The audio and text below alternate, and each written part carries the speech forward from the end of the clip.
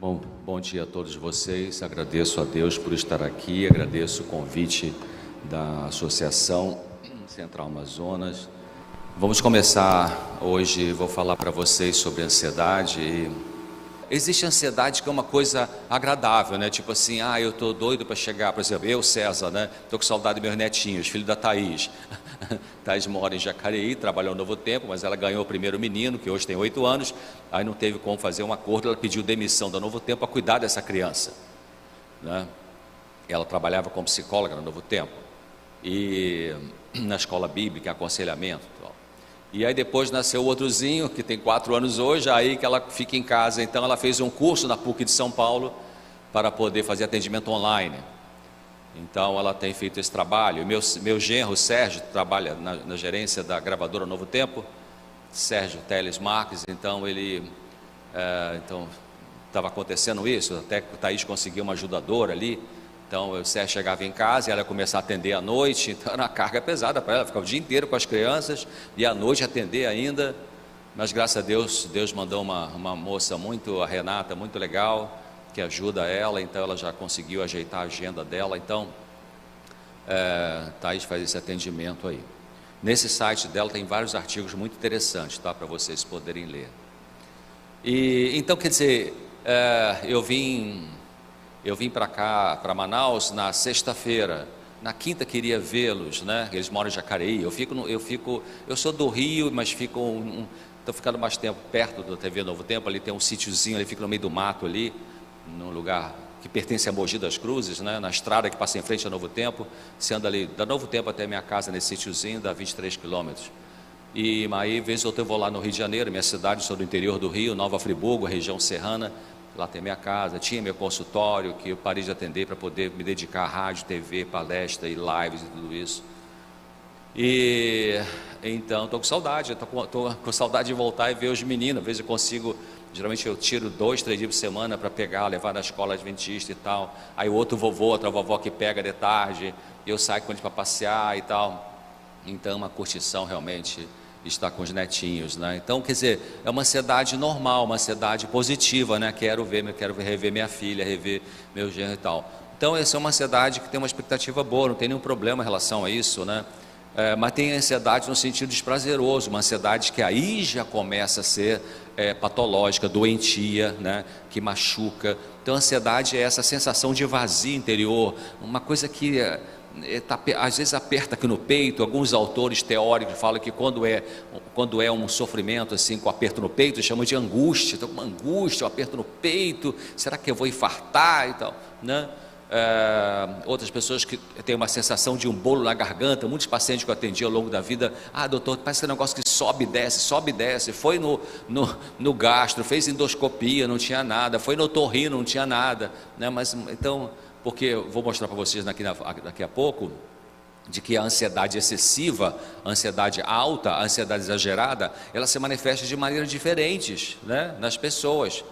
Então, mas geralmente a ansiedade no sentido doentio, sofredor, é a sensação de buraco no peito. Você senta aqui, não está bem, vai ali, não está bem, vai dar uma voltinha, não está bem, pega o seu computador, não tem paciência e tal, tem uma inquietude, né? Isso é ansiedade, que é diferente de depressão. Depressão é tristeza, apatia, não quer levantar da cama. Se está uma depressão grave, não quer tomar banho, não quer comer, não quer falar com as pessoas, você está para baixo, uma tristeza, uma perda de prazer das coisas que te dava prazer, né? Isso é depressão. Agora, a ansiedade é uma aflição, uma inquietude, um aperto no peito, uma coisa ruim assim. Alguns pacientes falam assim, eu estou com uma gastura, né? O próximo slide, pode botar tudo de uma vez, que aí já facilita para você aqui, eu também já, até o número 6, obrigado. Então, todo mundo tem ansiedade. Existe uma ansiedade, que a palavra melhor é angústia, os filósofos chamam de angústia existencial. A Bíblia chama de fruto da natureza pecaminosa. Porque quando houve o rompimento da relação direta do ser humano com Deus, entrou uma coisa na nossa natureza que se chama angústia. Por isso que você vai lá no livro de Naum, capítulo 1, versículo 9, Naum 1, versículo 9, a última parte do verso, na minha Bíblia, que eu gosto dessa versão aqui, sabe o que diz lá? Naum 1, 9, não virá angústia a segunda vez. Bom, qual é a primeira? Ali está dizendo, a profecia, né? Não virá angústia a segunda vez. Qual é a primeira? É agora. Então agora, eu e você, preto, branco, rico, pobre, budista, católico, muçulmano, brasileiro, alemão, chinês, peruano, enfim, todos temos angústia existencial, que é o resultado do corte da relação direta com Deus, que é a entrada da natureza pecaminosa em nosso ser. Então essa angústia todo mundo tem. Agora, ansiedade, que já no campo psicológico, nem todo mundo tem uma ansiedade alta. Então a gente pode comparar a ansiedade no sentido psicológico de perturbação da paz interior, é como todo mundo tem temperatura, né? Você medir a temperatura normal, 36,5, né? É o normal, centígrados ou Celsius. Mas nem todo mundo tem febre. A febre é uma elevação da temperatura, que indica uma luta dentro da imunidade do nosso corpo, né? Que pode ser uma virose, pode ser um ataque de bactérias, uma infecção, uma inflamação. Então a febre, ela indica que tem uma luta dentro do nosso corpo, exigindo o nosso sistema imunológico de funcionar. Então a ansiedade exagerada, muito alta, ela indica que tem alguns conflitos dentro da sua vida, da sua cabeça, que precisam ser resolvidos. Entenderam isso? Então é muito importante você entender isso. A ansiedade exagerada, e eu vou daqui a pouco falar, está aqui já, né? Como é que ela aparece, ansiedade exagerada? Olha só, aparece como ansiedade mesmo, né? Ansiedade generalizada. O que é isso? É a pessoa que o tempo todo está ansiosa, aflita, né? Inquieta, não consegue ter paz interior, não consegue ter serenidade, não consegue descansar, pensamentos preocupantes, pensamentos trágicos, o tempo todo. Isso é ansiedade generalizada. Então nesse caso, a ansiedade aparece explícita, aparece direta, na lata, como se diz. Mas ela pode aparecer disfarçada. Fobia, o que é fobia? Fobia é o medo exagerado. Tem fobia simples, tem fobia social. Fobia simples é, sei lá, medo de elevador, medo de passar num túnel, né? Medo de ir sozinho na rua, medo de alguns animais que são inofensivos, mas tem pessoas que têm medo de animal, né? Que é uma coisa exagerada, uma pessoa não sabe explicar por que tem aquele medo, né? Eu tinha o meu consultório no Friburgo, era no 7º andar, e tinha um rapaz jovem, inteligente, ele tinha fobia, ele não ia de elevador nem que a vaca tossisse, né? Tinha que ir alguém, ou ele ia com alguém, ou no final da consulta descia com ele, se não tivesse alguém para descer com ele. É uma coisa irracional, mas a pessoa não consegue controlar. E a fobia social, ou transtorno de ansiedade social, é a pessoa que tem um pavor de ser objeto da atenção. Fobia social é a pessoa que não vem aqui na frente falar nem que aconteça qualquer coisa. Ou então a pessoa vai lá no setor de crediário da loja, quando vai assinar lá o contrato, enfim, de crédito, e ela fica com pavor, estão olhando para mim, ela se sente muito desconfortável. A gente poderia meio que conectar isso com uma timidez excessiva. Então a ansiedade aparece de maneira muito variada, e o próximo slide vai mostrar os tipos de ansiedade, os motivos, os propósitos. Pode botar os 3, por favor? Então você veja só, o que é um ansioso fóbico? A pessoa que tem uma ansiedade excessiva, mas dentro da característica de fobia, é a pessoa que tem preocupações exageradas quanto ao perigo de sobrevivência física. O que é isso? É aquela pessoa, ai meu Deus, hoje eu vou dar excursão lá para ver enquanto das águas. E se o barco afundar? E se o piloto dormir, que trabalhou a noite inteira? E se tiver uma bala perdida? Isso é mais no Rio de Janeiro, não é aqui, né? E se o motorista do ônibus de turismo também não souber dirigir? Sei lá, a pessoa tem medo de morrer, medo de ser atacada fisicamente. Então isso é ansioso fóbico, né? Já o ansioso evitativo, inibido, tímido, ele tem medo, já é diferente, não é medo de morrer, não é medo de ter uma ferida no corpo dele, é o medo dele não saber se colocar, não saber se impor, não saber ser como ser humano, né? Tem o medo é a insegurança pessoal que mais perturba esse indivíduo. E tem um ansioso generalizado, que, como o nome diz, é aquela pessoa que tem medo de tudo, né? Medo de tudo, medo dos familiares sofrerem algo, e o filho saiu daqui para atravessar a rua e ali do outro lado já está ligando para o celular: você chegou bem, está tudo bem, conseguiu atravessar a rua e tal, né? A pessoa tem uma ansiedade assim que sai pelos poros, né? Próximo slide. São dois tipos de... Tem várias maneiras de estudar ansiedade no ser humano. Essa é uma das formas: ansiedade estado, ansiedade traço. Qual a diferença? Ansiedade estado, o nome está dizendo, vamos supor, você vai fazer uma entrevista para um novo emprego, ou você vai lá no Detran para fazer a prova de motorista, né? Ou você vai ter a prova do Enem para o vestibular. Então, naquele período desse teste, dessa prova, dessa entrevista, a tua ansiedade sobe, você fica mais ansioso, mais ansiosa, mas quando passa aquele evento, a ansiedade volta para o normal em você, tudo bem. Isso é ansiedade estado. Agora, ansiedade traço, o nome está dizendo, já é uma criança que nasceu de pequena, né? Ela já nasceu com um traço de ansiedade, né? São crianças mais, às vezes... ou ansiedade no sentido de ansiedade, a gente chama de ansiedade antecipatória, criança que tem muita insegurança: ai meu Deus, eu não quero ir para a escola, chora para ir para a escola, né? Mesmo na idade chamada correta, né? Ou a criança tem essa ansiedade de traço por ser mais hiperativa, por exemplo, né? Crianças inquietas. Tem a criança que gruda na mãe, né? Assim: não, mãe, não vai não, eu só vou aqui no mercado da esquina, não, vendeu, não. Então, ansiedade de traço. Então, essas pessoas que, quando chegam na vida adulta, essas crianças que têm ansiedade de traço, que já têm um perfil de estrutura de personalidade mais ansiosa do que o irmãozinho, do que a irmãzinha, quando chega na vida adulta e tiver uma situação traumática, a resposta emocional vai ser pior, porque já tinha um perfil de ansiedade, está entendendo? E muito importante também, vocês que têm filhos, e daí filhos pequenos, eu tenho um casal de filhos, tem 5 netinhos, meu filho tem 3, minha filha tem 2, e então vocês têm filho, a gente tem que pensar o seguinte: nossas crianças são diferentes, queridos. Se você fala assim: não, eu trato tudo igual lá em casa, tudo igual lá em casa, cuidado, eu não, acho que não está aqui, porque essa não é uma palestra sobre educação de filhos. Amar igual, a gente ama igual, mas a maneira de tratar deve ser diferente, porque uma criança é mais sensível do que outra. Ellen White diz que tem crianças que precisam mais atenção do que outras. Você tem que perceber isso. Então, essa criança que tem ansiedade de traço, ela precisa de mais apoio do que aquela que é mais safo, né? Aquela que se vira, né? Meus 2 netinhos, filho da Thaís, é muito interessante, né? Mesmo pai, mesma mãe, mesma escola, mesma igreja, mesma religião, mesma comida, são vegetarianos, ovo lacto vegetarianos, né? Saúde, enfim, mas o mais velho é ansioso, criativo assim, igual o pai, né?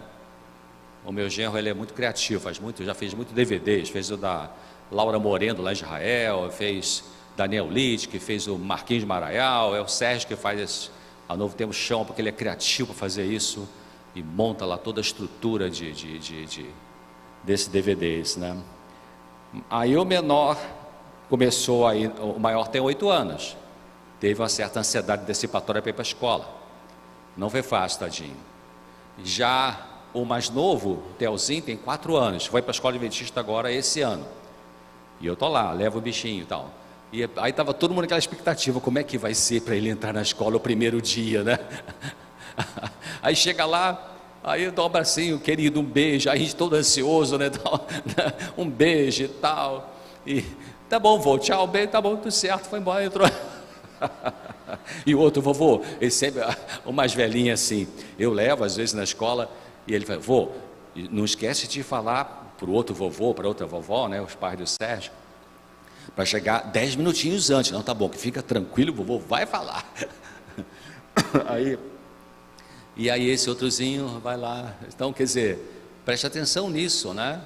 Não quer dizer que esse que é mais safo, mais liberado, vamos dizer assim, não é que não tem necessidade afetiva, tem sim, né? A gente tem que também estar atento para isso. Aquele seu filho, aquela sua filha, que parece que é mais descolado, precisa de afeto também, queridos. Ele pode não pedir para você, mas precisa de afeto, né? E afeto que eu digo é abraçar, beijar. E eu queria dizer agora para você, papai, os seus filhos precisam de você. Ah, negócio de abraçar, beijar é coisa de mãe. Alô, pai, vocês têm que estar presentes. E é muito importante vocês estarem presentes nessas questões de afeto, né? Também por tantas coisas, mas para você proteger seus filhos da ideologia de gênero, queridos. É uma coisa pesada. O governo brasileiro fez agora, 2019, tá? Entra no meu site, drcesar.com, escrevi um artigo sobre isso semana passada ou retrasada. E é uma pesquisa do governo, oficial, está no site do governo, sobre a sexualidade brasileira. 95% dos brasileiros se declararam heterossexuais. Parece que 1,8% é LGBT. Não sei quanto por cento não quis opinar. E outros X% ficou na dúvida. Né? Vamos botar assim. Tá bom, vamos botar assim. 95% heterossexual. 5% tem ou dúvida ou se declararam. Mas essa minoria, que eu estou aumentando para 5%, querem impor leis nesse país, na escola, né? Na USP, Universidade de São Paulo, o professor vai dar boas-vindas para o novo ano letivo de um grupo e fala bem-vindes. Ele não pode falar nem bem-vindos nem bem-vindas, porque vai ferir esse grupo minoritário, que eles não têm nenhum preconceito contra pessoas LGBT, isso aqui, não tem nenhum preconceito.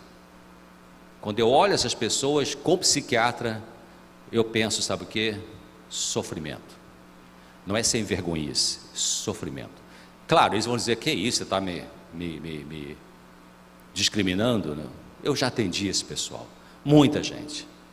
Tem gente que queria suicidar, não aguento viver com isso, não sei como tirar isso. Gente cristão. Então não tem nenhum preconceito, eu tenho um conceito sobre isso. A ciência não provou que homossexualidade é genético. Talvez tenha uma ligação com uma ciência chamada epigenética.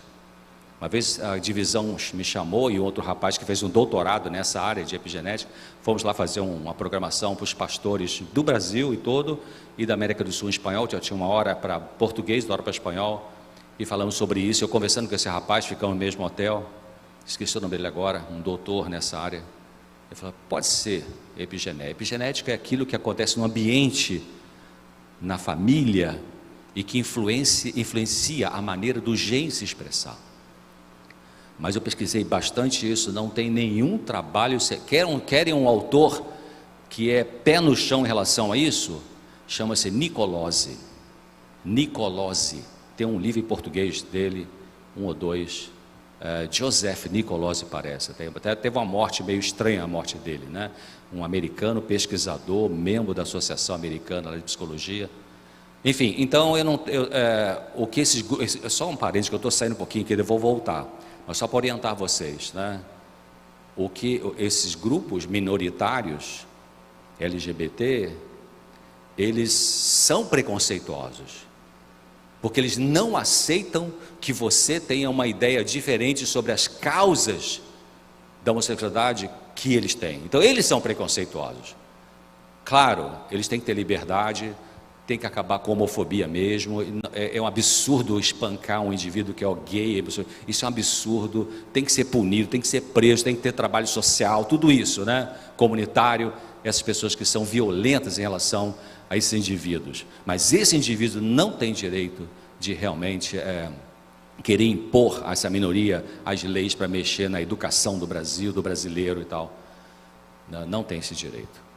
Bom, então o próximo slide vai mostrar outra que eu já falei para vocês, né? Várias formas da ansiedade excessiva aparecer. Transtorno do pânico é uma das famosas, né? A crise de pânico, vou falar daqui a pouco mais sobre isso. A crise de pânico é um transbordamento da ansiedade. A ansiedade ficou tão alta nessa pessoa, tão exagerada, que nesta pessoa se manifesta pela crise de pânico. O que é crise de pânico? É uma sensação que dura no máximo 8 ou 9 minutos, uma sensação de que a pessoa, uma aflição, respiração ofegante, sudorese, uma sensação de que vai morrer, vai infartar, vai para o pronto-socorro, chega lá, faz tudo, eletro e tal. Não tem nada, foi ansiedade, tomou um diazepam e baixou, está tudo ótimo, né? Então, é uma das formas. Já falei da fobia, histeria, transtorno obsessivo compulsivo também, agora vai ser tirado da classificação do CID-10, que é a versão que a gente usa para fazer laudos, né? Na classificação americana, os americanos usam o DSM, lá já é a versão 5, no Brasil temos a CID-10, e vai chegar a 11, então na 11 já estão tirando o TOC, transtorno obsessivo compulsivo, da classificação de ansiedade excessiva para outra classificação. Mas, por exemplo, pessoas famosas que têm TOC é transtorno obsessivo compulsivo. O que é transtorno obsessivo compulsivo? É uma ansiedade tão alta que naquela pessoa, a pessoa tem pensamentos obsessivos. Será que eu desliguei a tomada? Será que não? Ele confere isso 5, 10, 15, 20 vezes, mora no 5º andar, desce, chega lá na garagem, será que eu tirei o fio do ferro da tomada? Vai lá e sobe, tirou tal. Mas será que eu tirei direito? Então, é uma coisa, a pessoa sabe que é absurda, mas ela não consegue controlar. Ela tem um pensamento obsessivo em relação àquilo, e ela tem um ato compulsivo. O ato compulsivo, tem pessoas que, por exemplo, lava as mãos 10, 15, 20 minutos, porque o pensamento está dizendo, você não lavou bem, você não lavou bem. Atendi uma senhora anos atrás, que ela trabalhava, uma senhora doméstica, enfim, o marido era motorista de ambulância de um hospital daquela cidade, e quando ela tinha transtorno obsessivo compulsivo, então na cabeça dela, tadinha, ela é normal, mulher normal, tanto que, mas foi interessante, ela chegou no meu consultório, eu falei, bom dia e tal, pode sentar, ela ficou em pé, assim na poltrona que eu tinha. Não, pode sentar, não, está bem, fica em pé. Então tá bom, eu comecei a entrevista com ela em pé, e daqui a pouco ela conseguiu relaxar um pouquinho, eu falei, não, vou sentar aqui, porque eu acho que o outro paciente que o senhor atendeu, podia ter câncer, e eu, se eu sentar, podia pegar câncer, apesar que câncer não é uma doença infecciosa. Aí lá pela segunda consulta ela conseguiu sentar, mesmo na beiradinha, né? Sentou. Então ela, tadinha, uma mulher seus 50 anos de idade, quando caía uma tampa de panela no chão na cozinha dela, ela pegava com um pano, espirrava, isso bem antes da pandemia, viu gente? Tem nada a ver com a pandemia, né? Limpava e tal. Quando o marido vinha, ele era motorista da ambulância da cidade, ele chegava em casa, ele tinha que trocar roupa fora de casa para entrar com uma outra roupa dentro de casa, porque o pensamento obsessivo ele está contaminado, Quer ver pessoas famosas com TOC? Roberto Carlos, entra no site do Roberto Carlos, ele botou lá informações sobre TOC. Ele foi uma vez na igreja da Flórida, ele é católico, foi na igreja da Flórida, uma igreja grandona lá, não sei se foi Miami, onde foi, e aí foi lá rezar e tal. Aí estava na hora de ir embora, o responsável, o ancião, não, o diácono, vamos dizer assim, né? Começou a fechar as portas daquela matriz bonita, grande, e esse diácono deixou uma porta para todo mundo sair por aquela última porta. E acabou que não, ele ficou nervoso, porque tinha entrado por aquela porta, mas ele tinha que sair por aquela, não, mas tinha que sair por essa. Quer dizer, eu troço maluco, né? Na cabeça dele, né? Então, Luciana Vendramini é uma atriz, tem um jogador de futebol, esqueci o nome dele, não sei se é o cara da Irlanda, um cara famoso aí, não é brasileiro, a obsessão dele é que ter par, número par, tudo tem que ter par, na estante dele tem que ter 2 pares de chuteira ou 4 pares de chuteira, vai tomar um suco ali, assistir televisão, tem que ter ou 2 copos, ou 4 copos, ou 8 copos, tem que ser tudo par. Bom, o cara é excelente jogador de futebol, tá aí, ganha milhões e tal. Transtorno obsessivo compulsivo, uma das maneiras da ansiedade alta se manifestar. Bom, não sentir ansiedade, o próximo por favor, não sentir ansiedade exagerada pode indicar fortaleza do ego, bom manejo das emoções, boa resiliência. Mas alguém com estrutura de ego emocional empobrecido ou alienado, com falta de autoobservação, também não reclama de ansiedade ou angústia. Ou seja, esse segundo item ali, tem pessoas que você pergunta, está tudo bem com você? Está tudo bem, você não tem ansiedade? Não tenho não. Mas a pessoa não tem a autoobservação, ela não se percebe, ela não se conhece. Não está aqui, tem outros slides que eu mostro, vários textos de Ellen White, um deles ela fala assim, está no Conselho dos Pais, professor, estudante, grande conhecimento é conhecer a si mesmo. E ela segue esse texto, fala assim, conhecer a si mesmo induz a humildade e abre caminho para que o Senhor molde o seu caráter, né? Então Deus quer nos ensinar a gente a conhecer melhor por que a gente tem esse sofrimento ou tem aquele comportamento. Também ao terceiro tópico ali, não sente angústia quem sofre ou não se queixa de angústia, é melhor isso, não se queixa, quem sofre diminuição do sentido moral, as pessoas corruptas. Tem muito corrupto aí no poder do Brasil, né, ou de outros países, que são pessoas que têm transtorno de personalidade, queridos. São pessoas borderline, pessoas bipolares, pessoas complicadas, né? Porque a pessoa que tem um transtorno de personalidade com perfil de violência, essas pessoas, elas não têm uma coisa chamada remorso. Não tem aquele casal Mardoni que jogou a menina pela janela? Então, o Manassés, que trabalhou no Novo Tempo, ele fazia um trabalho missionário na penitenciária de Tremembé, onde ele estava. Eu até quis ir lá, mas não deu tempo. Depois o Manassés mudou para Brasília e visitou quando mataram o dono da IOC também, mataram o japonês, né, também as pessoas estavam lá, e tinha um outro lá. São pessoas frias, parece um robô. Parece um robô. As pessoas não sentem remorso. Isso é um transtorno profundo de caráter, querido. Não tem Rivotril que resolva isso, né? Nem antipsicótico. Então, olha o último item ali. Outras pessoas não sofrem angústia consciente por converterem angústia em sofrimento orgânico. Ou seja, a nossa mente é a maior amiga do nosso corpo. O nosso corpo é o maior amigo da nossa mente. Então, quando tem uma coisa que está estressando muito na cabeça, meu Deus, o que é que eu faço com isso? Que é angústia, não sei resolver esse problema e tal. Aí o teu corpo fala assim: ei, cabeça, você quer uma ajudinha aí para aliviar essa angústia? Quero sim, por favor. Pum. Aí você começa a sentir dor nas costas, ou começa a ter ardência no estômago, ou começa a ter uma reação na pele, né? Algumas pessoas têm lesões. Tinha um professor de medicina que falava assim: se você não consegue chorar pela alma, pela lágrima, você vai chorar pelo corpo, e aí você vai ter as chamadas lesões exudativas, que são aquelas lesões que têm secreção na pele. Interessante isso, né? Tem pessoas que são muito inseguras e que quando elas vão no lugar que elas nunca foram, dá prisão de ventre. Não mudou a dieta, não mudou nada, volta para casa, a prisão de ventre resolve. Né? Você não já teve algum tipo de reação no seu corpo quando você estava num estresse muito grande? Tem gente que está numa prova difícil, vai ter a prova da diarreia, né? Tem isso, cada pessoa tem o chamado órgão de choque. O que é órgão de choque? É aquela parte do seu corpo que nem você reage mais às situações de estresse. Tem uma professora da Universidade de Adelphi, Nova York, Diana Focha, ela fala assim: para cada sentimento existe um componente visceral. O que é isso? Sempre um estresse mental grande é transmitido para o corpo de certa forma. Ellen White tem um texto, não está aqui também, um texto bem popular, que ela não é cientista, não era cientista, mas ela fala assim: se você tem medo de que a água fria vai te fazer mal, você trava a circulação do seu corpo por causa desse medo. Olha só, o medo influenciando na circulação corpórea, né? Então isso chama psicossomática. Então outra maneira de a pessoa que tem muita ansiedade, essa ansiedade aparecer na vida dela, é por doenças psicossomáticas.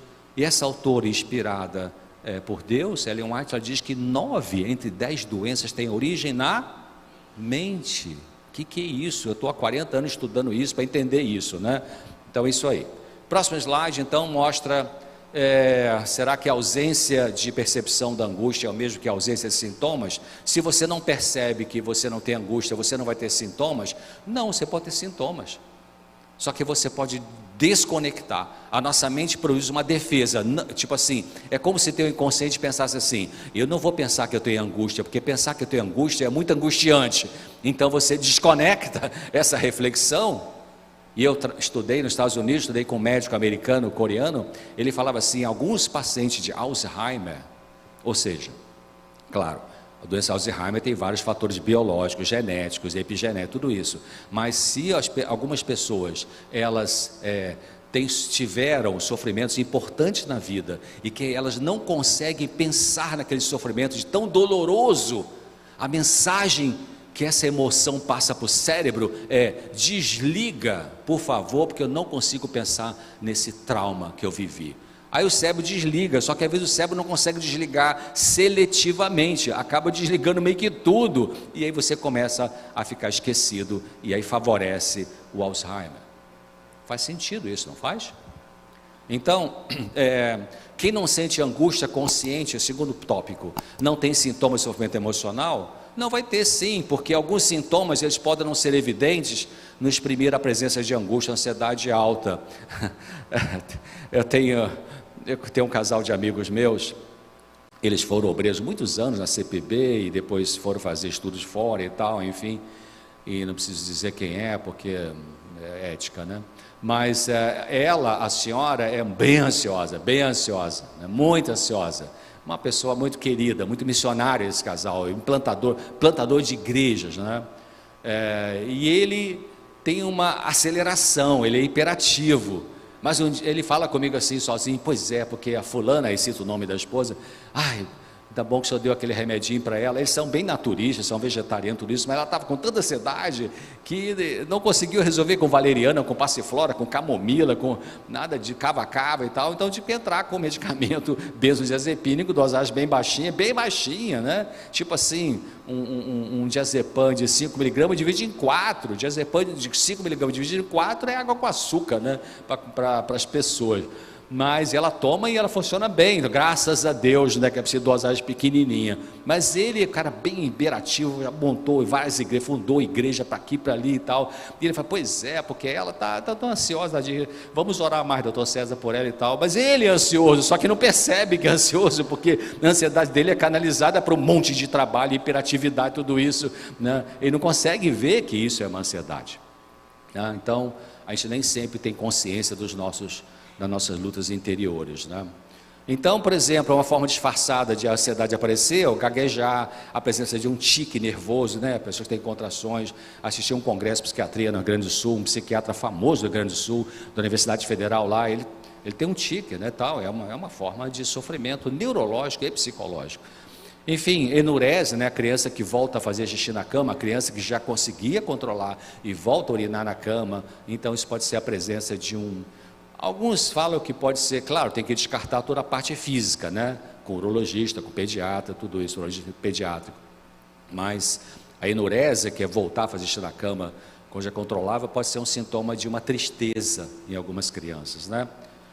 Bom, então, próximo slide. O que dizer de sintomas encaixados numa cultura, né? Como a compulsão para trabalhar sem descanso. Engraçado, eu fui tomar o de jejum no hotel que eu estou agora e fui pedir para fazer uma tapioca lá para mim, uma moça, talvez 45 anos por aí, o nome dela é Regina, e ela muito falante, e eu puxei o papo e tal, e pedi a tapioca lá para ela fazer. E aí ela, pois é, o senhor vai no passeio hoje, né? Imaginei que ela quer falar passeio de barco, deve ser. O senhor vai no passeio hoje? Então, eu vou trabalhar e depois que eu vou passear. Pois é, a gente trabalha muito, né? E tal. Ela falando assim, muito simpática, ela. Eu falei assim, opa, trabalho missionário aqui, tá?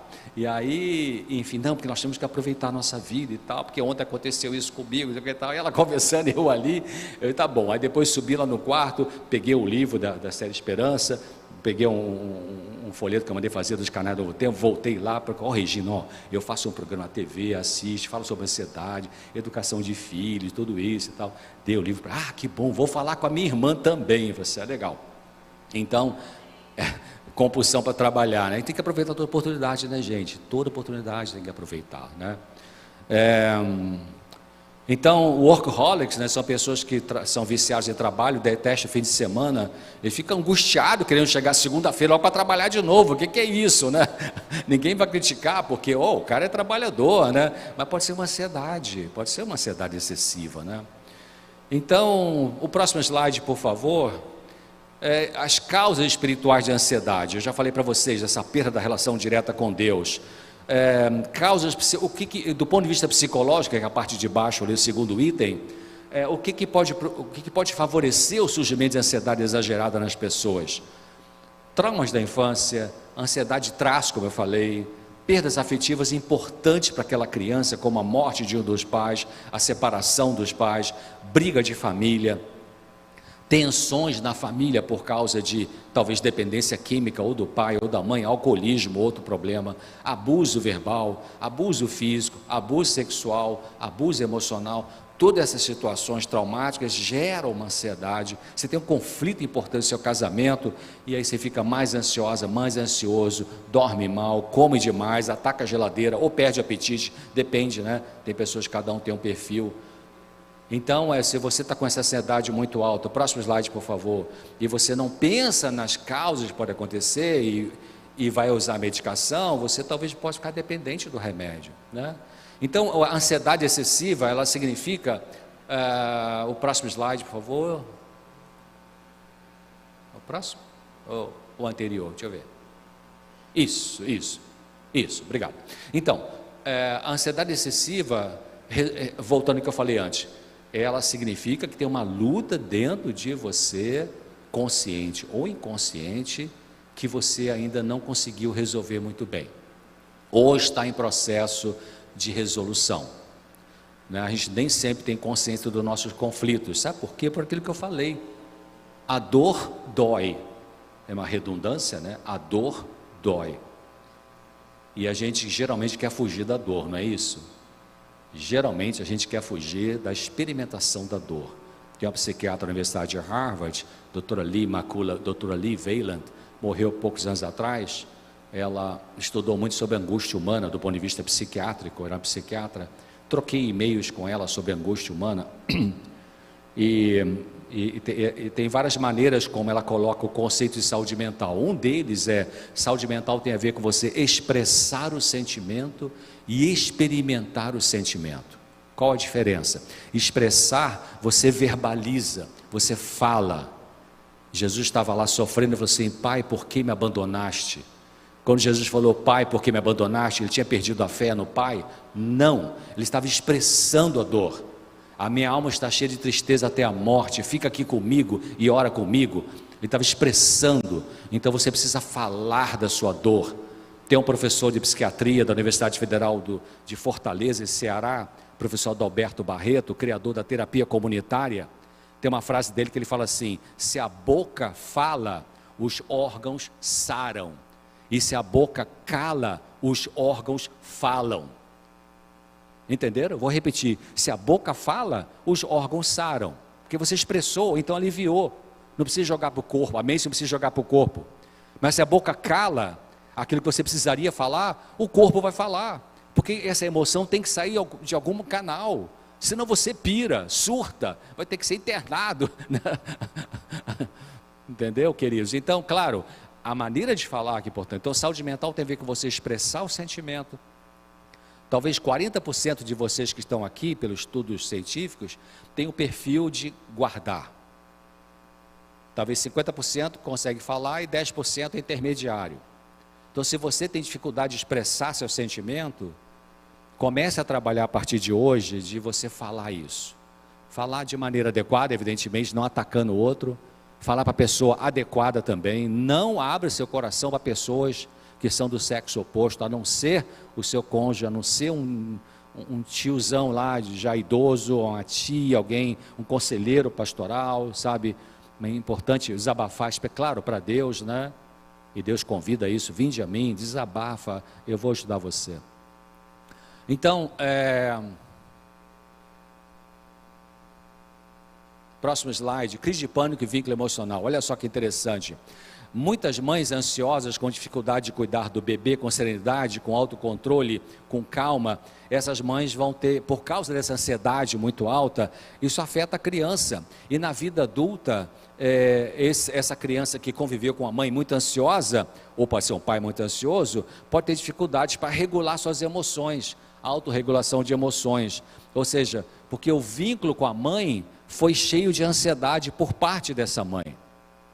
Então a mãe muito aflita, muito ansiosa: cadê você? Onde é que está? Onde você botou a mão? Ah, peraí, o que houve? E tal. Não, então a mãe é ansiosa, porque talvez tivesse uma mãe ansiosa, um pai ansioso. E o próximo slide então vai falar o que é autorregulação emocional. Doutor César, explica isso melhor. O próximo, por favor. Então olha só, autorregulação emocional é você aprender a gerenciar suas emoções. É você aprender, olha o item número 2, a desenvolver autocontrole emocional para ter calma, para lidar com dificuldades, para ter mais segurança, agir o melhor possível em momentos de estresse e se relacionar de forma mais positiva e construtiva. Ah, como é que faz isso? É fluoxetina, escitalopram, Rivotril, Frontal? Não, queridos, não é a medicação. A medicação não te ensina isso. A medicação abaixa o sofrimento, mas não resolve a necessidade de você aprender a lidar com a emoção. Isso vem pelo aprendizado. Você assiste um vídeo, você assiste uma palestra, você lê um bom livro, às vezes você pode ir num psicólogo, né? Então, no trabalho que eu faço para a Rede de Rádio, para a TV Novo Tempo, para a Revista Vida e Saúde, para o Jornal da minha cidade, tem uma coluna, o jornal lá mais lido da cidade, já há 30 anos, toda quinta-feira tem a minha coluna lá para a população em geral, quer dizer, oferecer psicoeducação, como a gente pode lidar com as nossas emoções de uma maneira melhor, né? O próximo slide, então, é interessante, porque eu vou perguntar para vocês, vocês vieram para cá, alguns talvez vieram de carro, outros de moto, sei lá, ônibus ou a pé, você mora perto, mas se você veio de carro, de onde você mora para cá, para você chegar aqui, quais foram as rodas mais importantes para trazer você para cá? As rodas da frente ou as rodas de trás? Enquanto você pensa, eu vou abrir água aqui.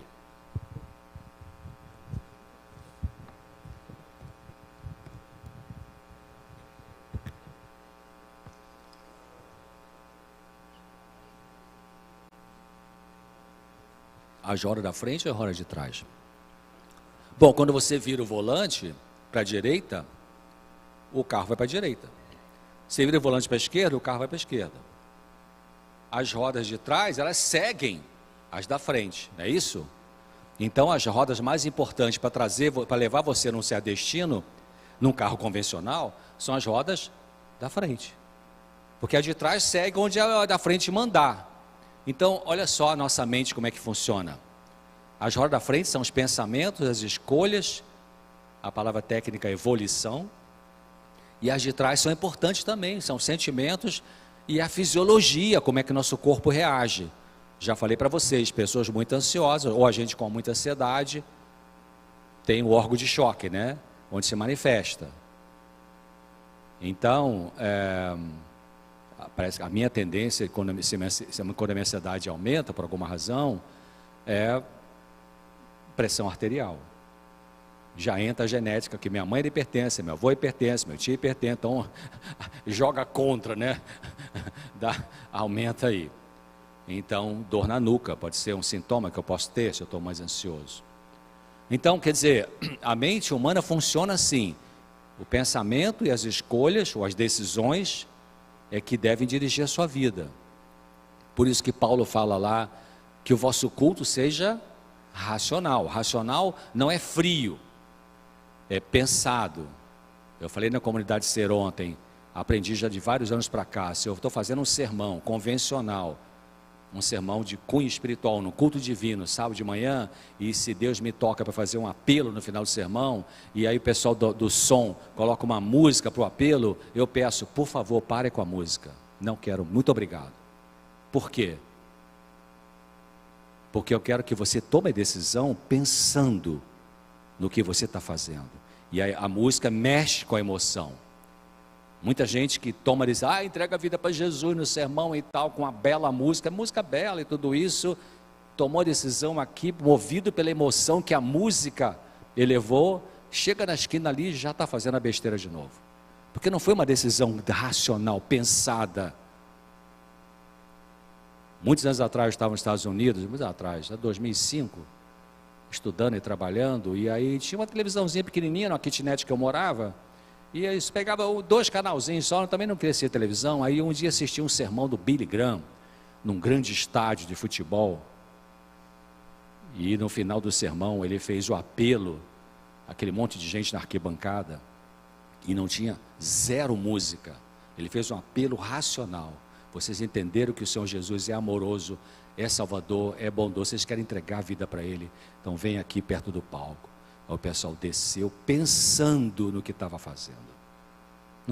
Bom, quem consegue fazer apelo com música e o apelo é genuíno, aí só Deus que pode julgar. Mas estou só falando uma questão técnica, científica, neurociência, em relação à emoção que pode mexer com a gente nesse momento. Então, o que é uma pessoa nervosa, queridos? Uma pessoa nervosa, a palavra nervoso não existe na medicina cientificamente, é uma palavra popular, né? Uma pessoa muito ansiosa pode ser nervosa. Então, a pessoa nervosa é aquela que, vamos dizer assim, a pessoa nervosa pavio curto, né? O que não tem nem pavio, né? Então, qualquer coisinha no trânsito, uma pessoa dá uma pequena fechadinha, besta assim, o cara já está estouradão, já sai. A gente vê na televisão isso, né, no dia a dia, né, do programa do Datena, sei lá qual, né? Então, né, o cara vai lá, é estouradão, só porque o cara nem encostou no carro dele, já sai, pá. Aí vai para a delegacia, chega lá, o sangue esfria, aí vai fazer o depoimento, e o delegado faz as perguntas, aí o cara vai assim, meu Deus, onde que eu estava com a cabeça que eu fiz isso? Onde que estava com a cabeça? Estava na roda de trás. O pensamento foi para a roda de trás. O raciocínio foi para a roda de trás. E a roda do sentimento foi para frente. As pessoas impulsivas são pessoas assim. Elas primeiro sentem e faz. E depois pensa, devia ter feito ou não? Né? Devia ter falado ou não? E as pessoas que eu me disse, 40% talvez seja esse perfil de guardar, engolir sapo, é o contrário. Pensa, pensa, pensa, pensa. É difícil de falar da emoção. É difícil de falar assim, você está machucando, quer fazer o favor de parar com isso? Então, se você tem esse perfil, você tem que falar. Agora, se você tem perfil de impulsividade, você tem que pensar antes de fazer. Dosa as suas palavras. Queridos, olha, eu li um texto, pena que não está aqui comigo agora, de Ellen White, ela falou assim, de que as pessoas agressivas, verbalmente, não vão entrar no céu, hein? Tem que ter a mansidão.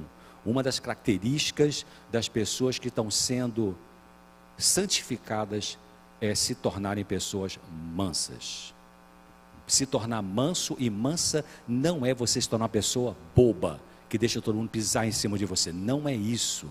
Jesus era manso e humilde de coração, mas ninguém mandava nele, ninguém passava por cima dele. Ele sabia ser firme, forte e amoroso ao mesmo tempo. Próximo slide, por favor. Então, a ansiedade pode se manifestar no nível físico, pressão alta, taquicardia, sudorese, contração muscular. No nível emocional, apreensão, insegurança, cognitivo, preocupações, obsessões. O próximo slide, por favor. Então, eu falei que a crise de pânico é o transbordamento de ansiedade excessiva. A ansiedade, eu já falei que é um fenômeno natural e ela... Crise de pânico, próximo slide, por favor. Então... Pode colocar o próximo, esse aí e o próximo. Vou pular que já, senão vai ficar muito repetido. O próximo que começa ali, tendência de interpretar isso. Então, olha só, na crise de pânico, eu falei que é um transbordamento da ansiedade. A pessoa que tem tendência a ter crise de pânico, ela tem uma tendência de pensamento trágico. O que é ter tendência a pensamento trágico? Ih, essa garrafa está destampada, meu Deus, entrou vírus aqui, não tampei. Vai me contaminar, né? Ou então aquilo que eu já falei, vai fazer uma excursão, e o motorista, será que está com sono, será que trabalhou demais, será que está com excesso de trabalho e vai dormir, vamos capotar, enfim. A pessoa que tem tendência a de pânico, ela sempre tem essa maneira de pensar, a gente chama de crença central, não no sentido teológico, no sentido psicológico. São pessoas que têm um predomínio de pensamentos mais negativos, não vai dar certo, não vou conseguir, aí vai ter bala perdida e tal, meu coração, eu atendi um advogado, o cara brilhante, 40 e poucos anos de idade, jovem, advogado, bem sucedido, e no fórum da cidade, tem geralmente fórum tem uma escadaria para subir, né, e ele subia a escada rápido, quando chegava lá em cima, ele percebia o coração acelerado, meu Deus, vou infartar, e tal, parava tudo, ia para o pronto-socorro, e tal, aí levaram, foi ao meu consultório, e eu falei com ele, você realmente, porque quem tem crise de pânico tem a sensação de que vai morrer do coração, em geral isso. Ou que vai surtar, vai sair da realidade, né? São dois tipos de reações mais importantes. Então eu falei, você vai no cardiologista, faz todo o exame que tem que fazer e depois volta aqui.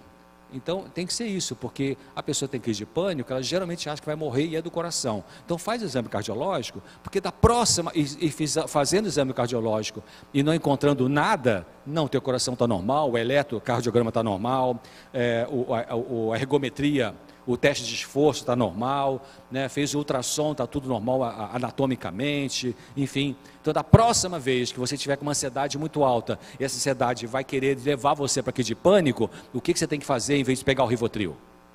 Peraí, não, eu fui no cardiologista, você tem que lutar contra o pensamento trágico. Eu fui no cardiologista, ele examinou meu coração, escutou meu coração, fiz o teste, fiz 3, 4 exames complementares, está tudo normal. Então é minha cabeça que está querendo pensar nisso, negativo. Então você tem que começar a trabalhar com isso. Isso chama TCC, Terapia Cognitivo Comportamental, para lutar contra as crenças centrais negativas e os pensamentos automáticos. Porque esse advogado, cara brilhante, isso pega qualquer pessoa, gente sem cultura e gente com cultura, com PhD, né? Então ele subiu no alto da escada do fórum, chegou lá, taquicardia. E essas pessoas com pânico têm uma tendência a ter uma hipersensibilidade a qualquer coisinha do corpo. O estômago deu uma roncadinha, ai meu Deus, será que é câncer? Aqui contraiu um pouquinho o músculo, porque você está meio tenso, ai meu Deus, será que é uma coisa maligna aqui? Deu um friozinho na barriga, porque você estava ansioso, ai meu Deus, será que é um tumor cerebral?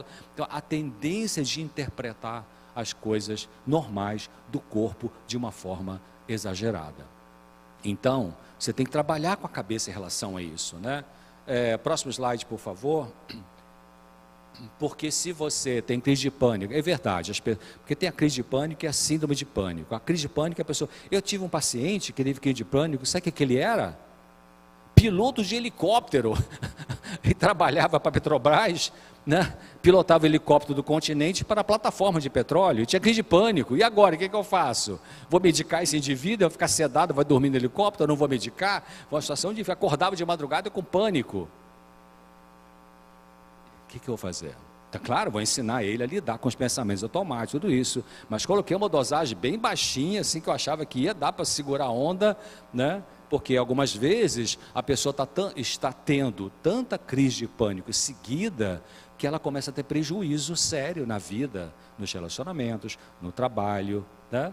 Não consegue funcionar. Então você tem que entrar um pouquinho de medicação para poder diminuir esse excesso de ansiedade para ela conseguir funcionar. Mas nesse espaço de tempo, ela precisa aprender a lidar com essa estrutura de pensamento, senão vai ficar dependente do remédio e não vai resolver, porque o remédio sozinho não resolve isso, queridos. O remédio diminui a ansiedade, mas não muda a forma de pensar, entendeu?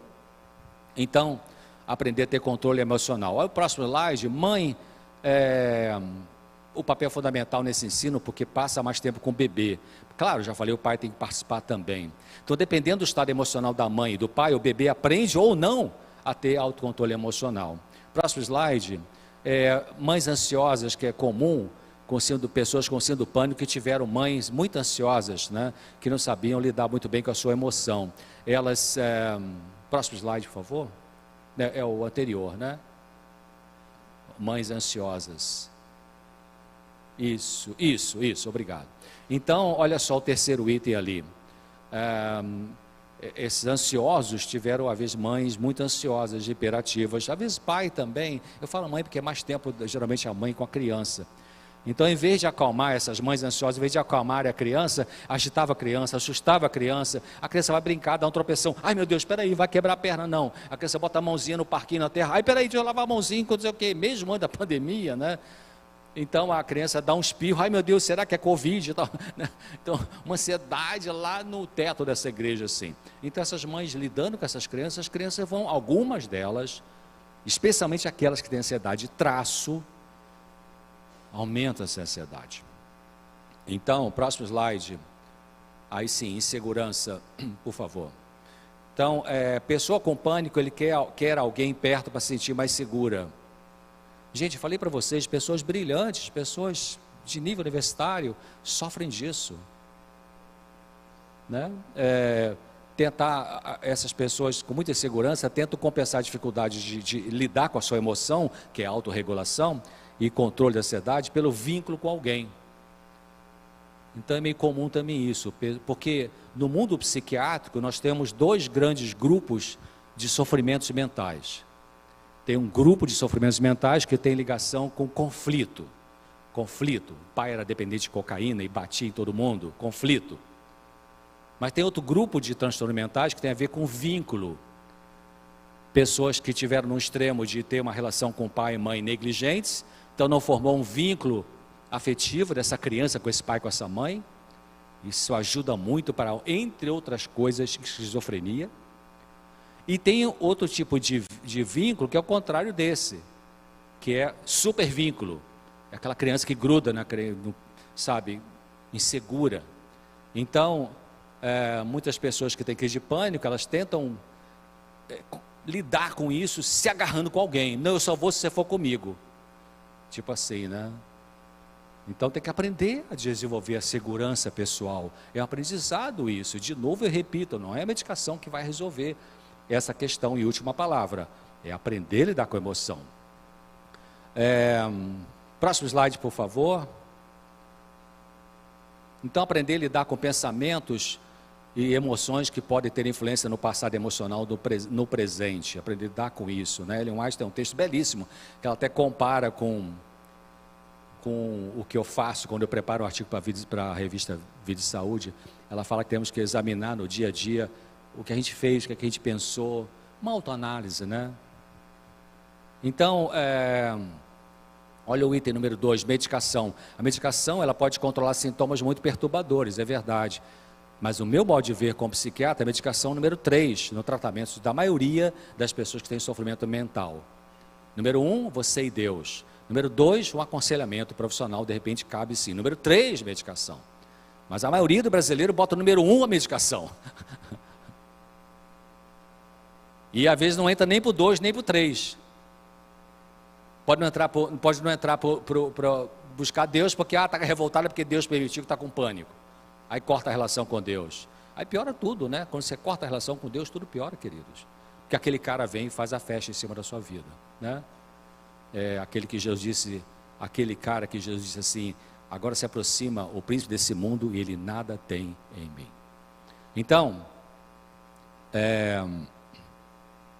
claro, alterações mentais graves, então remédio número 1, você tem uma pessoa numa crise bipolar, na fase eufórica, não tem conversa, é medicação, tem que entrar ali com um sossega-leão, assim, né? Próximo slide, por favor. Então, eu já falei sobre isso, pode passar o próximo slide. Como impedir o ciclo de sofrimento? Como impedir o ciclo de sofrimento? Próximo slide. Isso. Então, como é que você vai impedir o ciclo de sofrimento? Eu já percebi que eu tenho fobia, eu percebi que eu tenho pânico. Eu percebi que eu tenho que falar com minha mãe 3 vezes por dia, senão não consigo viver. Ela mora em Salvador, eu moro aqui em Manaus, mas não consigo. Mas segurança. Como é que você vai resolver? Como é que você pode se soltar para viver? Deus quer que você viva. Deus não quer que você sobreviva. Deus quer que você viva. Que te dê força para você ser independente, para servir a Ele. E ajudar as pessoas. Ontem atendi, depois de todo o trabalho o dia inteiro, à noite, atendi um rapaz com uma história muito dolorosa. Convidei para vir aqui, não estou vendo ele por aqui. E eu falei, Deus quer que você viva. A tua experiência, uma experiência muito traumática, Deus quer te dar força para você até Ele usar essa experiência traumática, para você ajudar outras pessoas com essa experiência traumática. Então, como impedir o ciclo de sofrimento, depende de onde começa. Onde você... Quando você tem um mal-estar emocional, tristeza, insegurança, pânico... Quando você sente que aquele dia está voltando aquele sofrimento, o que disparou isso? Tenta pensar nisso. Que tipo de pensamento você teve que ali, pum, foi o gatilho para te fazer sentir mal? Não sei, não consigo pensar. Aí tem que pensar. Comece a pensar, comece a orar sobre isso. Senhor, me ajude a perceber. Queridos, coloque isso na oração. Senhor, me ajude a perceber o que é que dispara esse mal-estar que eu sinto no meu coração. Peça a Deus para te mostrar. Porque você precisa começar a pensar nisso, para encontrar a causa disso. Uma paciente, todo final de tarde sentia-se mal. Começava o pôr do sol chegar, uma angústia, um aperto, uma coisa ruim. De onde vem isso, tal? Anos sofrendo assim. Não entendia por que sofria desse jeito, sempre no final do dia. Começou a fazer uma psicoterapia, mas eu digo, não tem que ser psicoterapia. Depende, fala para Deus. Se Deus achar que você precisa de psicoterapia, então Ele vai te indicar um bom profissional. Mas se Ele achar que é Ele com você direto, acredite nisso. E eu falo isso com muito conforto, porque eu não tenho nenhum conflito de interesse de puxar sardinha para a minha brasa. Não, tem que tratar com um profissional sim. Alô? Não necessariamente. Tem muitas situações de vida que são mudadas pelo poder de Deus, sem, com ou apesar do profissional. Então, primeiro é você e Deus, primeiro é você e Deus. Segundo, Ele vai te dizer, olha, você precisa realmente de uma ajuda. Como está lá em Filipenses 4,13. Filipenses 4,13, tudo posso naquele que me fortalece, mas o verso não termina ali. Os pregadores em geral falam só o 13, mas não falam o 14. Paulo fala, Filipenses 4,13, tudo posso naquele que me fortalece, vírgula, mas fizeste bem em tomar parte na minha aflição. Que interessante, né? Então tem horas que você precisa de alguém humano para te ajudar. Vai no Desejar Nações, capítulo chamado Getsemane, Ellen White fala assim, Jesus foi ter com os discípulos para ouvir algumas palavras reconfortantes. Decorei a frase, naquela agonia dele. Aí chegou lá, a galera estava o quê? Dormindo. E é interessante que Lucas é médico, Lucas colocou esse detalhe, ele estava dormindo de tristeza. Interessante, né? E não tinha fluoxetina para aqueles caras lá. Tinha que ser na oração. Às vezes a pessoa muito triste dorme muito, mas às vezes a pessoa muito triste com depressão perde o sono, depende da pessoa. A depressão pode levar a hipersônia, que é dormir demais, ou a insônia, geralmente insônia terminal. O que é insônia terminal? Deita, dorme, mas quando chega 2 da manhã acorda, não consegue mais dormir. Por quê? O deprimido em geral tem esse tipo de insônia, porque ele fica apavorado, como é que eu vou conseguir enfrentar um dia se eu não tenho energia para funcionar? Mas então, onde começa o ciclo de sofrimento? Se é uma coisa superficial, eu percebi que meu coração acelerou, aí comecei a ficar ansiosa. Tá.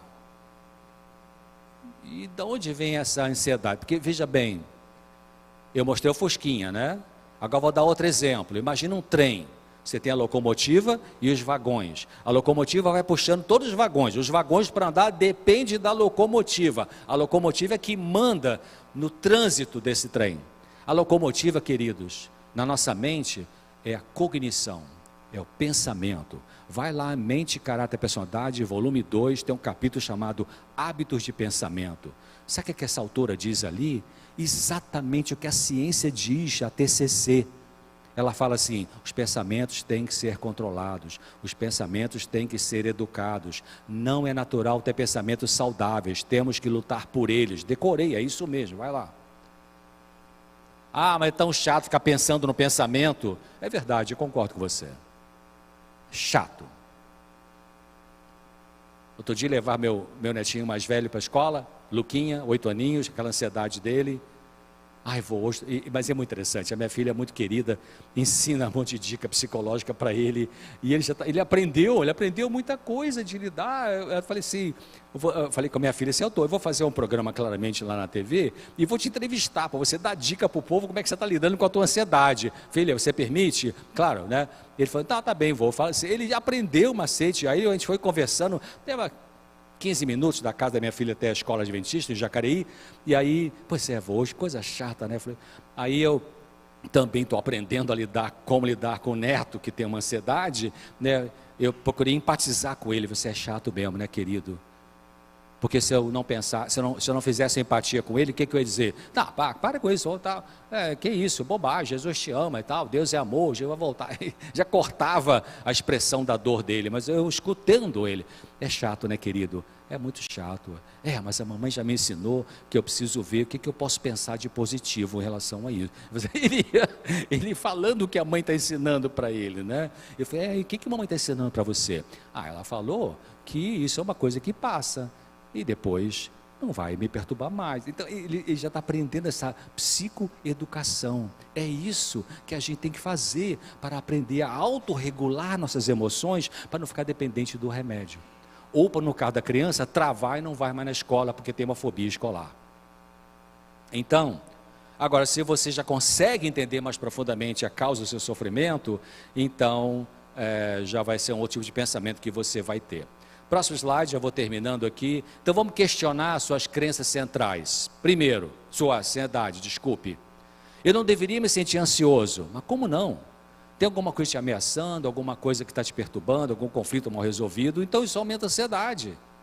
Queridos, uma coisa importante, tanto do ponto de vista mental, quanto físico, tanto emocional, quanto clínico, né? Se qualquer sintoma, dor de barriga, contração muscular, fibromialgia, enfim, hipertensão, ou perda de apetite, ou ansiedade, tristeza, medo, olhe aprenda a olhar o sintoma que aparece em você, não como inimigo. Ai, tem que eliminar isso rápido de mim. Alô? Não. O sintoma, você está dirigindo o seu carro, acende uma luz vermelha no painel. Essa luz vermelha que acendeu é bom ou é ruim?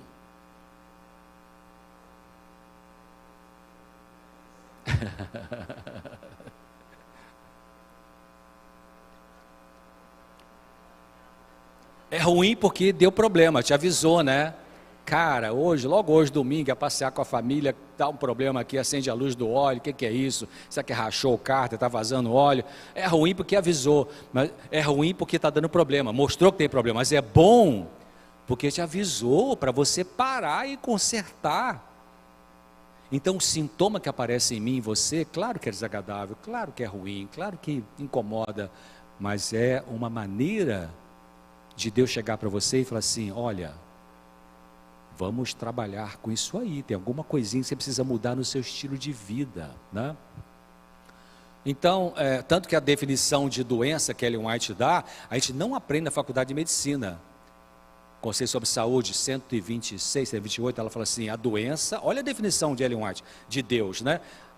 A doença é o esforço da natureza para tentar se libertar das consequências da violação das leis da saúde. Ué, interessante, a doença é um esforço da natureza. Você foi no mercado, comprou um pão integral, não viu direitinho a data de vencimento, não viu que tinha um pouquinho já de mofo, você não viu, foi lá para casa, tal, comeu esse pão, que já estava com fungo, aí deu uma diarreia. A diarreia é bom ou é ruim? É ruim porque alterou o teu intestino, mas é bom porque está botando para fora aquilo que está te contaminando. Então, aí eu não devia ficar ansioso. Outro tópico, né? Eu devia ter vergonha da minha ansiedade. Espera aí, vergonha por quê? Você tem vergonha de ter febre? Ou então minha ansiedade é uma forma de insanidade? Não é, ela é uma defesa. Próximo slide, por favor. Minha ansiedade é perigosa? Não, não é perigosa. A ansiedade não é perigosa.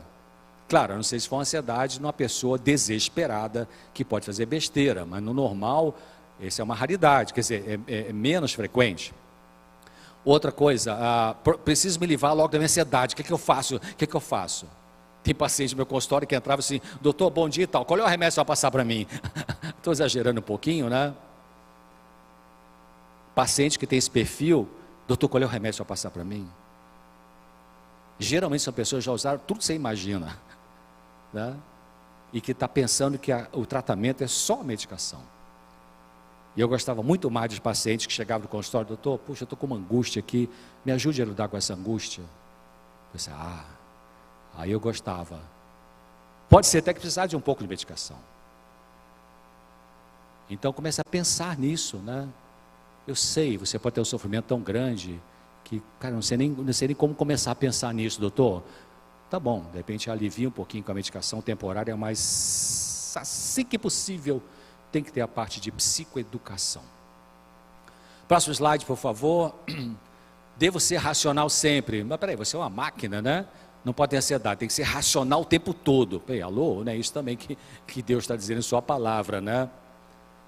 Como, por exemplo, Deus diz, irai-vos e não pequeis. Essa doutora Lee, da Universidade de Harvard, que eu troquei e-mail com ela, fiz uma pós-graduação em cima de muitos estudos dela, no Departamento de Psiquiatria da Santa Casa do Rio de Janeiro, 2 anos de pós. Então, ela fala um outro conceito de saúde mental, ela fala assim, saúde mental é você ter as emoções e não deixar que elas tenham você. Interessante, né? Isso é o que a Bíblia está dizendo, tenha raiva, mas não deixa a raiva tomar conta de você. Muito bem. Então, minha ansiedade está saindo do controle. Será que está saindo mesmo? Às vezes não. Preste atenção. Alguns pacientes do meu consultório chegavam assim, um dia, já tinha atendido outras vezes essa mesma pessoa, e chegava na nova consulta, e aí, bom dia, tá, enfim, hoje eu estou tão bem, tá, eu queria vir aqui no dia que eu estou muito mal, para você ver como é que eu fico. Quer dizer, aí eu aproveito essa dica e falo assim, interessante, né? Igual o paciente que tem insônia, reclama de insônia, mas tem um dia que dorme tão bem e tal. Pessoal, interessante, né? O teu cérebro conseguiu produzir o sono. Ué, então o teu cérebro funciona. E essa pessoa que diz, eu estou bem hoje, mas queria vir aqui no dia que eu estou muito mal. Ué, então você consegue ficar bem. né? A gente tem que lembrar isso para as pessoas. É verdade, eu consegui dormir 2 dias muito bem. Então meu cérebro consegue funcionar. A neuroplasticidade está funcionando. Bom, vamos lá. Resumindo, a angústia é sinal de ter conflito. Segundo, identifique qual é o pior conflito que gera ansiedade. Também atendi ao longo dos anos, pessoa no consultório, o que te trouxe aqui, qual é a queixa principal, aquela coisa da anamnese que a gente faz, né? Ah, eu tenho tudo, eu tenho pânico, tenho fobia, tenho tristeza, tenho medo, tenho raiva, tenho insônia, tá. É um caminhão de sintomas. Mas qual é o pior para você? Qual é aquilo que você diz assim, esse aqui é o número 1, não aguento mais. Então eu penso isso, vamos trabalhar em cima disso aqui. Qual é o pior? Bom, se você não consegue identificar, então, e aquilo está perturbando muito, talvez você precise de uma ajuda profissional realmente. O que você pode fazer para mudar a situação? De repente você tem que tomar uma atitude. Você está vivendo com um marido abusivo e nunca fala nada, achando que uma mulher cristã tem que ser um tapete para o cara pisar em cima? Alô? Não é isso que a Bíblia diz. Ou o contrário, você vive com uma mulher autoritária que vive gritando com você, desrespeitando você, e você fica moado, e porque é ancião e porque não quer falar nada, assim, alô, peraí. As pessoas não têm direito de ficar abusando de você. Usar é abusar.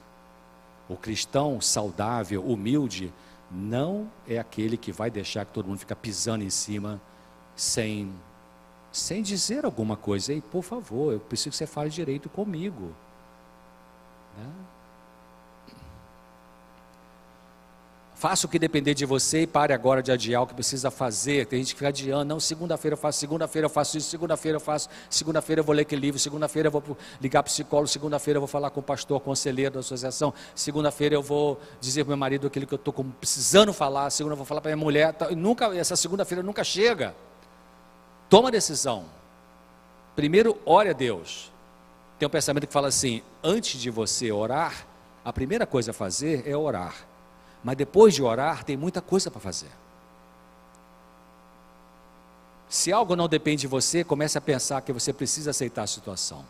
Vamos dizer que você está casado com uma pessoa muito complicada. Tem pessoas complicadas, viu, gente? Muito complicada. Complicado ou complicada? Então você já tentou ajudar de todas as maneiras, já chamou para encontro de casal, já chamou para assistir palestra, já chamou para ir no psicólogo, o casal junto. Não quero, vai você, está tudo bem, Deus me ajuda, tá, quero paz e amor, mas o cara é complicado, a mulher é complicada. A Bíblia fala de mulher rixosa, né, ou de homem violento.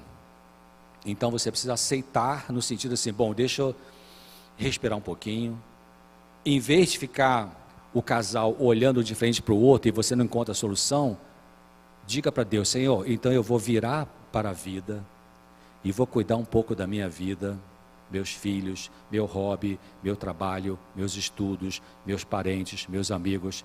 Por favor, eu vou continuar orando por esse indivíduo aqui. Não anule a sua vida, porque você pode passar 10, 15, 20 anos anulando a sua vida, tentando resolver com o seu companheiro, sua companheira, uma coisa que ela não quer resolver nesse momento da vida. Então não anule a sua vida, toque a sua vida para frente. Você tem direito de viver a sua vida. E aí eu botei 3,6 ali, sabe o que é isso? O pessoal de grupo de ajuda mútua, NAAA, etc., usa isso aí.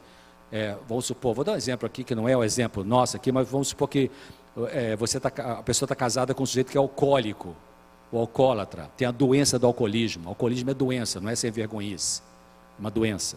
E aí essa pessoa, indivíduo bebe, enfim, e você já fez tudo, mas não consegue. Alcoolismo é o apelido, é a doença da negação, né? Porque todo bom alcoólico, em geral, o que diz? Não, é só domingo, não, é só quando o time de futebol perde, não é quando ele ganha, sempre o cara dá uma desculpa para dizer porque que bebe muito. Quando chega o dia que ele fala assim, eu bebo muito porque eu não tenho controle, ele já deu o grande primeiro passo. Mas geralmente fica na negação. Tem pessoas que têm negação de várias coisas. É uma pessoa autoritária. Não, mas eu sou autoritário porque eu tenho que ser forte. Não, eu sou autoritário porque eu quero. Não. Está sempre negando.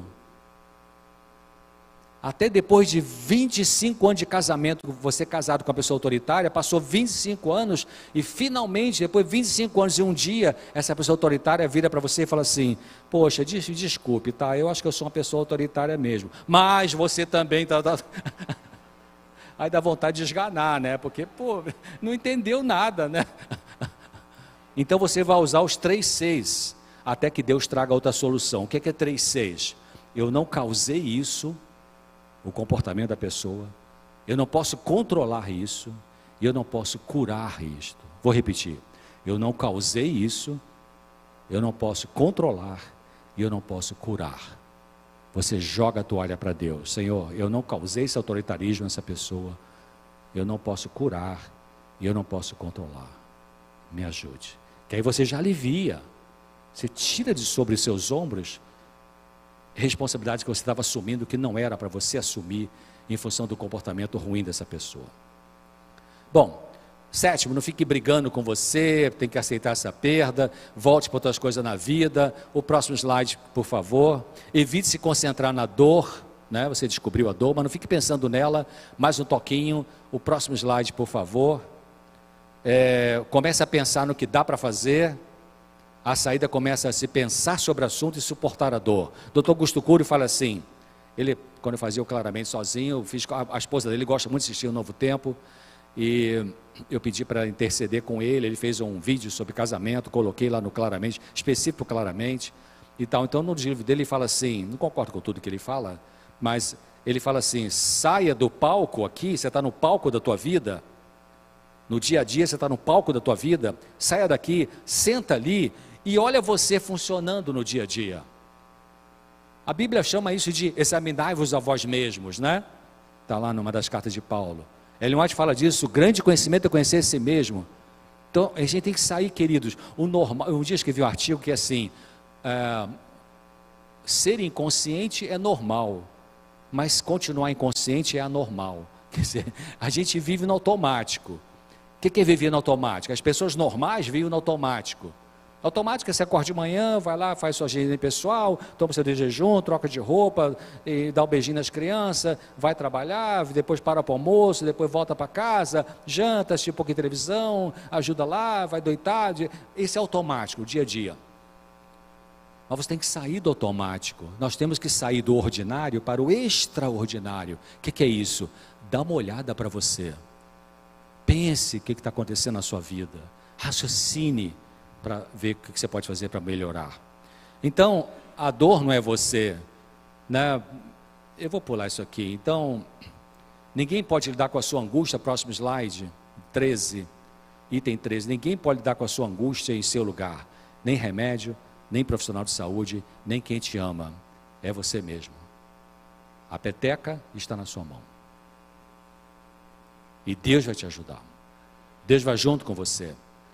1 Coríntios 13, 10, 13, Deus fala, não vou deixar que venha sobre você alguma situação de sofrimento que você não possa suportar. Ah, mas eu acho que esse Paulo não está muito inspirado, porque eu já vivi coisas insuportáveis. Eu também já vivi, César. Mas naquele insuportável, foi suportável. Sobrevivi, pela graça de Deus. E você vai sobreviver. Querido, Deus não está assim, atendendo um grupo de pessoas aqui, e de repente você está ali, e acontece um trauma com você, e Deus fala assim, peraí, deixa eu ver, eu esqueci, desculpa, o que eu posso ajudar? Alô, Deus sabe o que você está passando.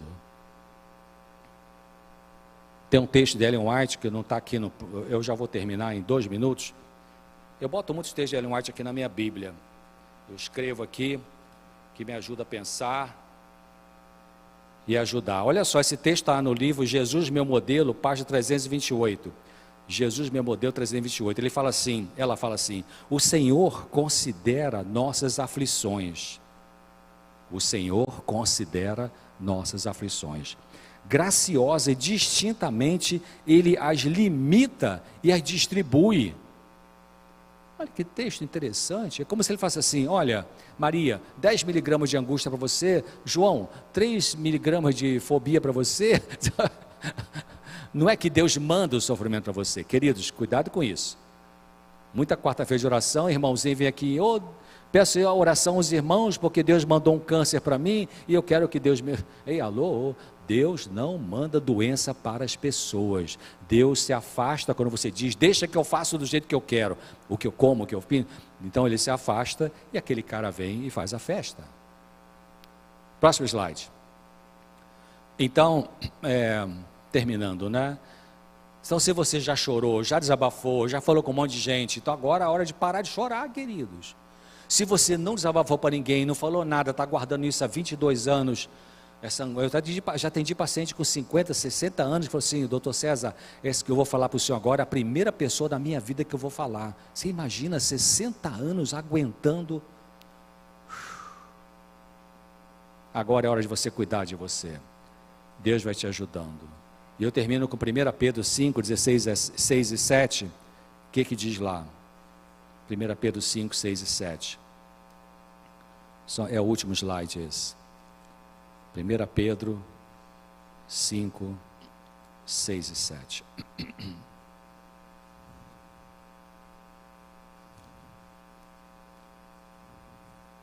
Pedro fala aqui, inspirado por Deus.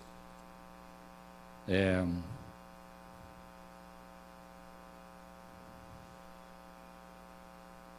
Pedro 5, 5, eu estava no 1 aqui.